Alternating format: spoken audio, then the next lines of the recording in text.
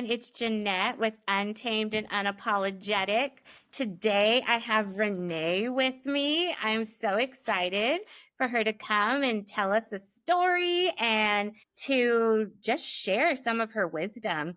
I always feel, Renee, like a lot of us women tend to hide our stories and not share them with the public because we're fearful of something or other. But tell me a little bit about yourself before I ask you your question. I'm a single mom to 3 elementary school age kids and a single mom for about 5.5 years. I am a therapist. I own a small practice. Recently started dating after 5 years of being single. So that's been a fun adventure. I'm just finding myself again and learning how to live life and live in the joy. Yeah. Why is that so hard for us? That's a To live in great the joy. question. It is. It's so hard. I think a lot of times I feel like if something isn't going wrong, like we're not doing it right, or there has to be some kind of chaos, but like there doesn't have to be. Life is chaotic enough by itself. So, especially with kids. Exactly. Exactly. Yeah, kids can make life very exciting. Yeah. It's a nice way to put Very it. exciting. Yeah, yeah. Well, let me ask you this question and then we'll kind of just go from there, okay? So, what's a story from your life that you rarely shared but shaped you deeply? About it's kind of the end of my marriage and how it ended is something I will share with people close to me, but not like I don't go out with a microphone and announce it to the world. I So, found this is child the first time you're announcing it Yeah. to the world. Yep. Hadn't thought of that. Thanks. You're welcome. It's It's I just me and found you having a conversation. I found some child pornography on my husband's computer, and at the time, this was like Thanksgiving week right before COVID hit to kind of give you a time frame. And I was getting ready to head with my kids to see my mom down in Lampasas. We lived in Nebraska at the time and got on the computer to print something, and I opened up the internet and it was a bunch of child pornography and didn't expect that. There was a lot of domestic violence in our marriage and our relationship that people didn't know until this came out, because if you know anything about domestic violence, they're good at hiding it. And so when this came out, his family didn't believe me, like my family didn't believe me, but the police believed me. And the police, he was arrested within 4 hours after I called them because of how much they found. My gosh, what was that like to be in a marriage? You've already struggled a little bit, and then to open up a computer and see what you saw. It was terrifying. Like I remember sitting there and freezing because I'm like, am I seeing what I'm seeing? Like, is this really what I'm seeing? And he was upstairs in our house at the time. And so I took a picture of the screen with my phone and then went back to doing what I was doing. And because I already had this fear of him, essentially from him being violent and the abuse I'd already experienced with him, I went back to what I was doing, acted like nothing was wrong until I had actually flown to San Antonio the next day. And then that's when I called the police. And he tried to convince everyone that I set him up. I set him up. But they got a warrant from Google and he had been searching child pornography for over 10 years. So, like, way before we were even together. So, it was in a roundabout, messed up way. Was finding it, though, was the silver lining. I needed to be able to get out and get safe with my kids, because trying to leave like a domestic violence relationship, there's that fear of like, okay, what is he going to be like when he's alone with the kids? What is it going to be like if he gets visitation? So it was the silver lining that I needed to take my life back, really. Yeah, thank you for sharing that. That's really brave because so many of us don't share these things. And when we don't share them, I feel like we're doing ourselves and our children a disservice. For sure. I had at the time I had actually ran a daycare and like in our home, and the police had originally told me like, you can't tell your daycare parents what's going on, like you need to close down, until the investigation's over. But I told them because I've known these families for years, and they're like, Renee, what's going on? And one of the dads called me and he was like, I am so proud of you for calling the police. Like, thank you for doing that. And I was so taken aback because I'm like, what do you mean? Like, there was another option? And he's like, you didn't have to do that. And he's like, but you chose to keep, our kids safe. he's like, thank you for doing that. And that hadn't even occurred to me that someone, wouldn't call the police in that situation, but because I didn't see there as any other option, no matter what the outcome was. So, Yeah. No, that's incredibly brave also to, because I mean, essentially you're telling people ab- about something that's happening in your life, but it's also something that once you tell them, they're not going to be there to give you the money so that you can have your job and continue to make a living from it. yeah. And it was hard not being like believed by like his family and like even my parents.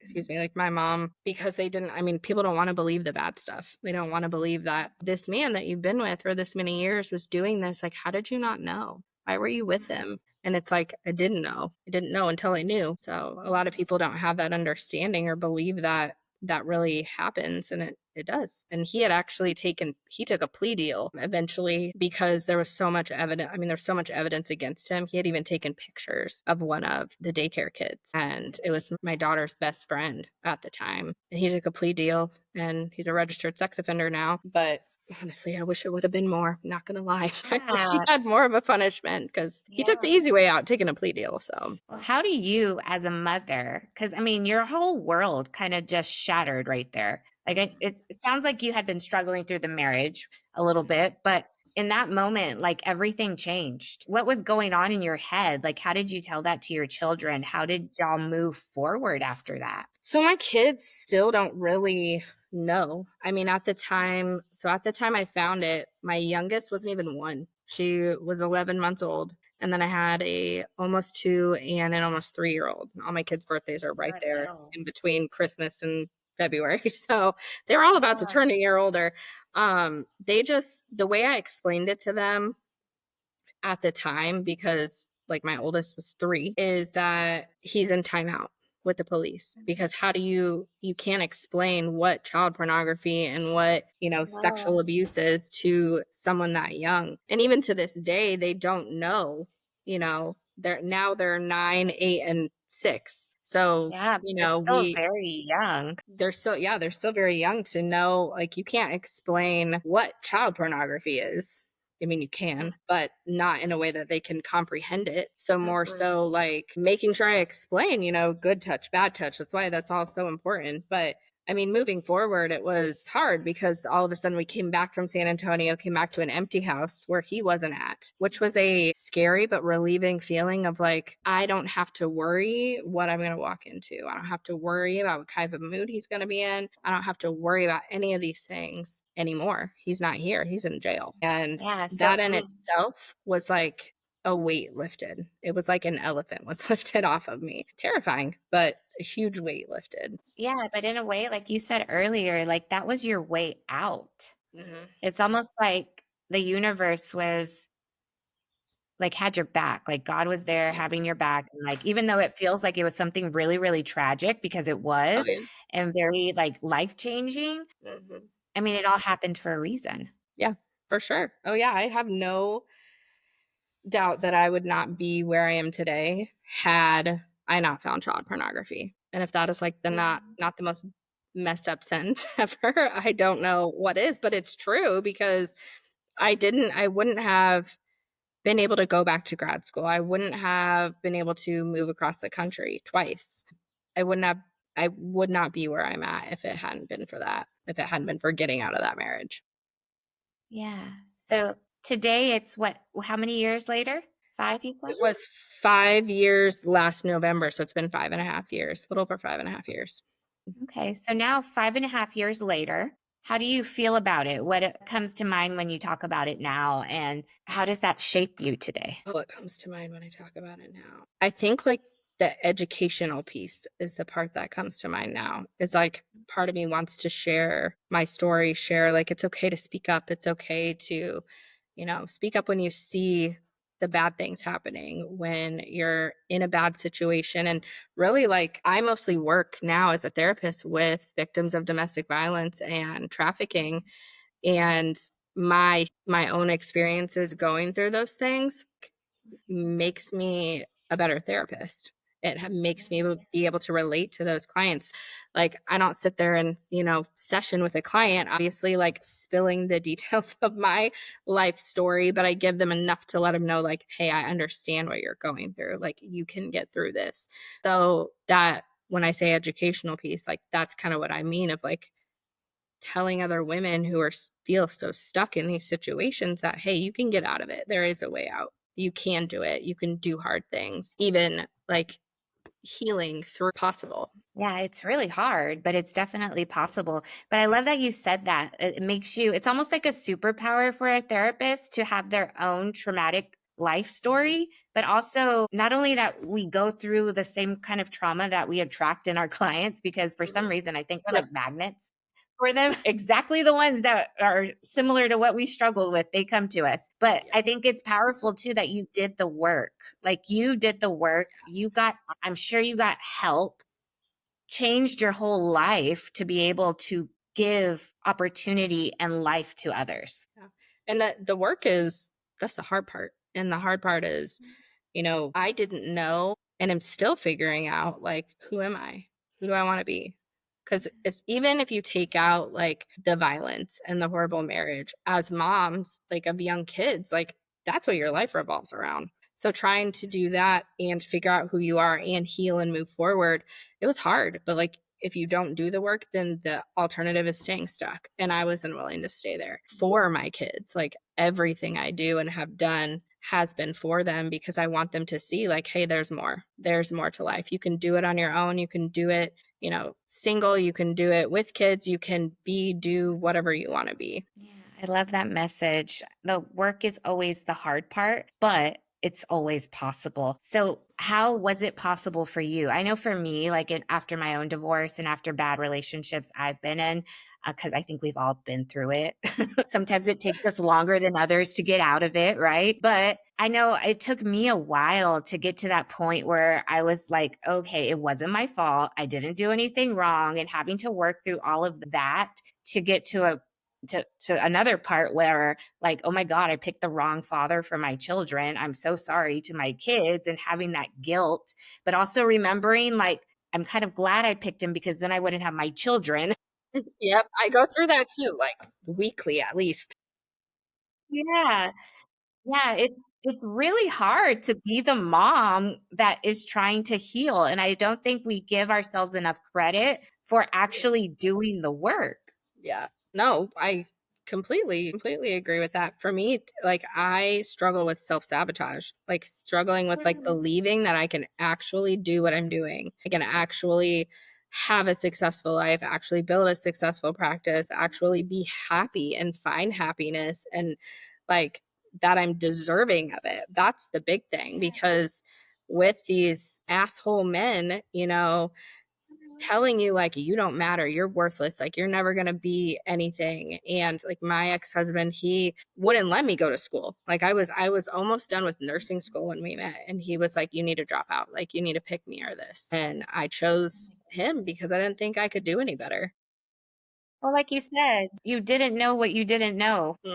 Yep. Yeah. And I think, like, now, like, when you're out of it, well, first of all, healing isn't linear. I think most people have heard that. So it's not like healing is going to be full of setbacks. It's going to be full of self doubt and emotional relapses and, things that are triggering. And I hate that word, but I can't think of a better one. But even in those setbacks, like, it doesn't mean like we're broken or that we are starting back at square one. It just means that's part of the process. And healing is like a lifelong layered process. Even now, like, getting back out there into dating, it opens up some of those wounds, because it's like, what am I supposed to do? Like, I don't know what to do in What do years. I say? How Um, much do I tell them? but I think in that too is like the courage to, you have to find the courage to be willing to ask for help, ask for, use your vulnerability as like a superpower in a way, and like really just going for it and believing in yourself. And that's hard. It's very hard to do. It is. It is. One thing I always remind people, and friends, anybody, people that are on the podcast, like I always remind people, like healing never ends. Grief never ends. That pain, that emotional trauma, it never stops. You just find ways to make life better and easier, because every once in a while you're going to hit the month that it happened, or you're going to hit a moment that reminds you of what happened, or you're going to start dating, like you said, you're dating now, and you're going to be like, but what red flag should I be looking for? Right? Something, something's going to happen that's going to make your mind get activated to bring you back to where you were. And so that's part of like doing the work and having to recognize, oh my gosh, I'm doing the thing. Yeah. What do I need to do to stop doing the thing so that I don't go backwards and I can keep moving forward? Yeah. And I think it's okay though to take steps backwards, because that's where we learn. It's like, oh, come here, dog. You know how they say, like, I forget the exact phrase, but it's like your parent went through parenting, how when your kids like reach a certain age, if like that part of like your childhood was traumatic, like it's harder. You know what I'm talking about? Like seeing those things come out, like when you don't get what you needed growing up or in a relationship, when your kids do it, it's like you have to figure out how to work through it again. You have to age each stage of life. Like you look at your trauma differently. So it's healing through it all over again, just through a different lens. So, and I've seen that with myself happen a lot in the last 5 years. So, Yeah, I mean, I recognize it in myself also. But one thing I can see, like sometimes it's okay to go backwards, but the way I see it, like when we take those moments and we're going like backwards, right?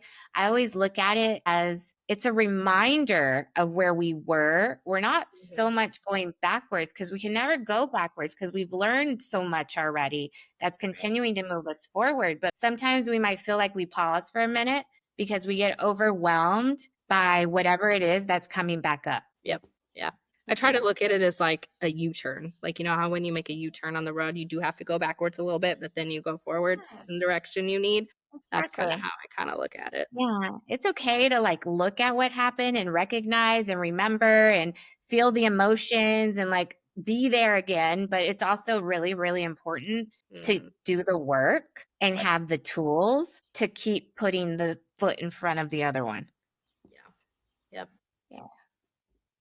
Yeah. Yeah, but that's hard. It's really hard for a mom to do all of the things and like juggle all of the things. And I think that's one of the things that most of us struggle with. Yeah. Yeah. I mean, because there's no one to tap out to. No, Essentially, there's so not. yeah. No. Yeah, No, no one to there's tap out not. to. And it's like trying to like in after my ex-husband was arrested and we were truly like on our own, there was a period where I was just surviving. Like I was not parenting like I could have or should have or like my kids deserve, but was just surviving. And that's what I mean, it's just life. Like it's what happened. But hey, we all survived and we're all better because of it. And I went back to school and my kids saw that and COVID hit and life got even more crazy. That's when like Zoom court became a thing. Oh my God. So that was interesting. Yeah. But yeah, coming out, I mean, my big thing with my kids is like modeling that like resilience and that, it's teaching kids like how to be resilient and how to, set boundaries, believe in yourself. That emotional intelligence piece is so important too. Yeah. But it's hard. It's very hard. It So, really is. It really is. I want to kind of shift gears a little bit to this dating thing, because again, I think there's tons of single moms out there, yeah. and I've kind of like stopped looking. I'm starting to believe that like the universe, God, somebody has my back somewhere, right? And they are working on the man that's supposed to be in my life, and he just hasn't figured out his stuff yet. But once he does and once I do, we're just going to kind of, and it's going to happen, because I had the worst experiences, Renee, on dating sites. I've done them all: Bumble, Facebook dating, Match, eHarmony, you name it. I've been on all of them. Some of those people, yeah, yeah. I've I've started dating someone last week, and we talked for like a day over text before we talked on the phone and then met the next day. And it was so easy. Like, it was so easy. The conversation was easy. It was like I was talking to someone that I've known for a while. Uh-huh. And like there was no nerves, like the excited like anxiety, not the bad anxiety. And Uh-huh. we met and had coffee a week ago today, actually, and we talked for like 3.5 hours, and like the time went by like that. That's But amazing. the That's people so amazing. before, the people before, whew, some of the messages, they are rated R. I can't even say on here. I know. It's like, I didn't ask you to send me that. Right. Or one had asked me a question. He's like, I'm only into pegging. How do you feel about that? And I'm like, okay, let me just block you real quick. I'm like, who says Oh that? my gosh. Right?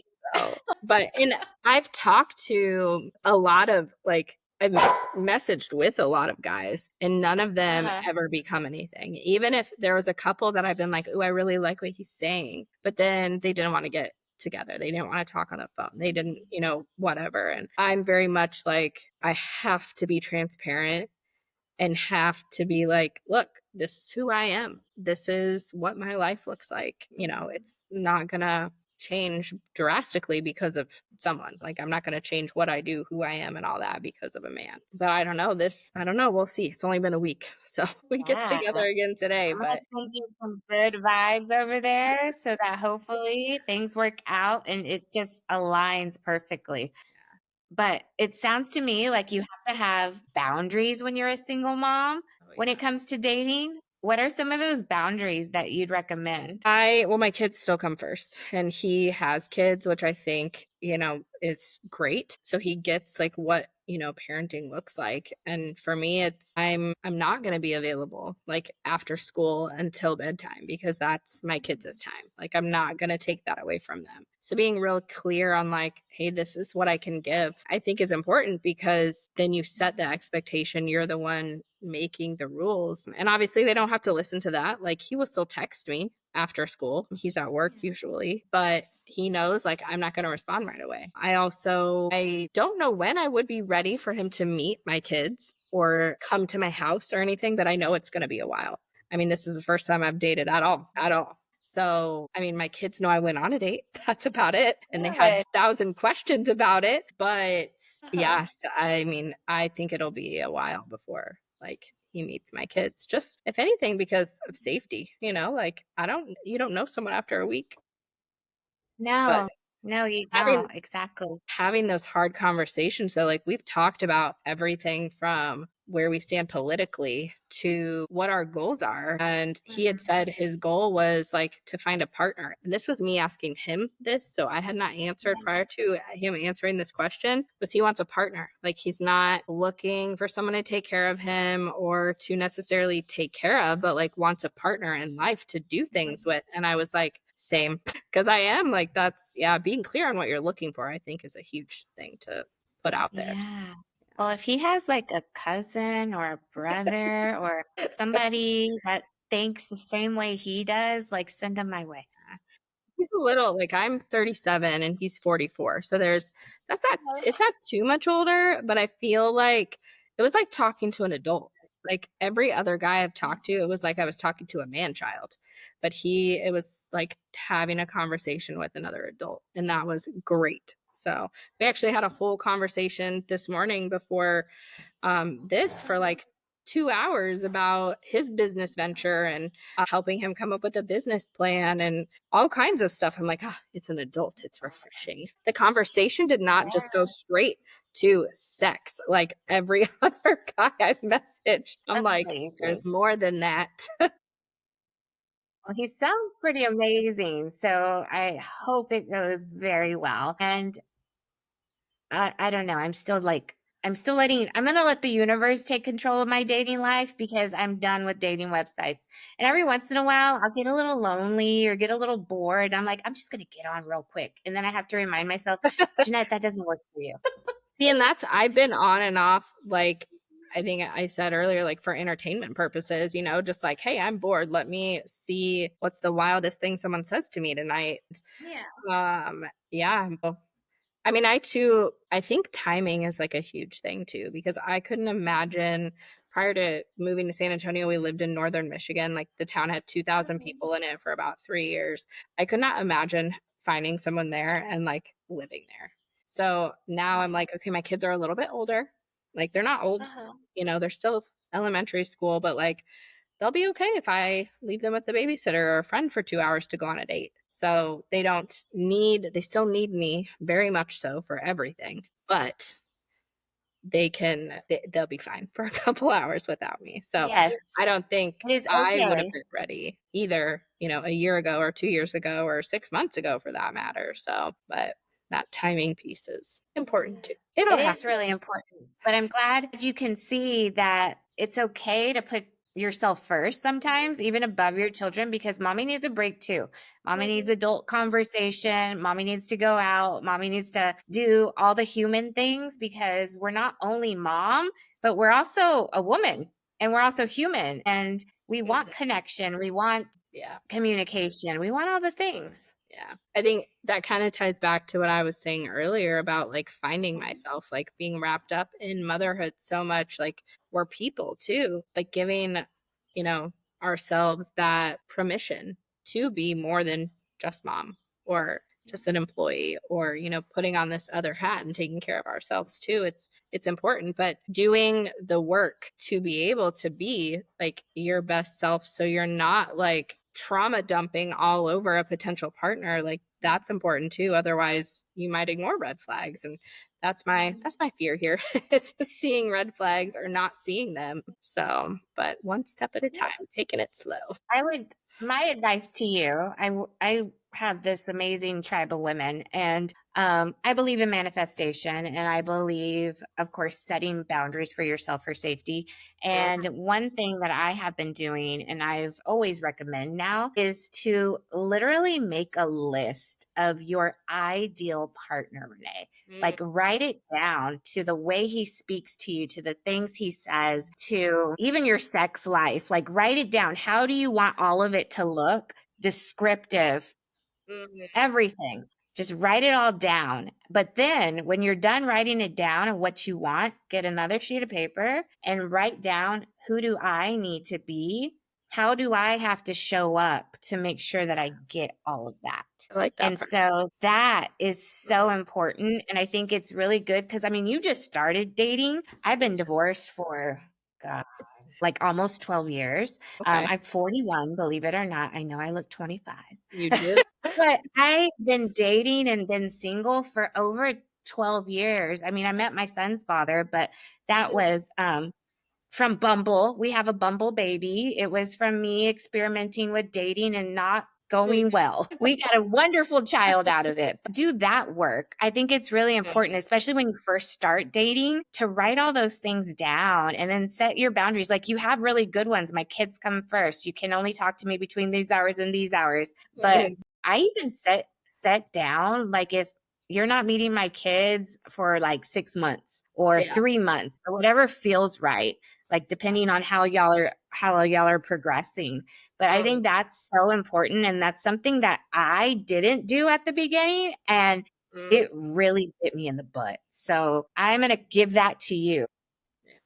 And I like that. Like I've done the list in my head, especially of like, okay, this is what I'm looking for. But they like the second piece of that of, okay, who do I need to be? What do I need to project to attract Yeah. that person? And we've had some really good conversations about what we both want. And they're very, very, very similar. And that's, to me, that's like a great thing. But I'm very much actions speak louder than words. So you have to show me that what is coming out of your mouth is true. But Yes. yeah. Yeah.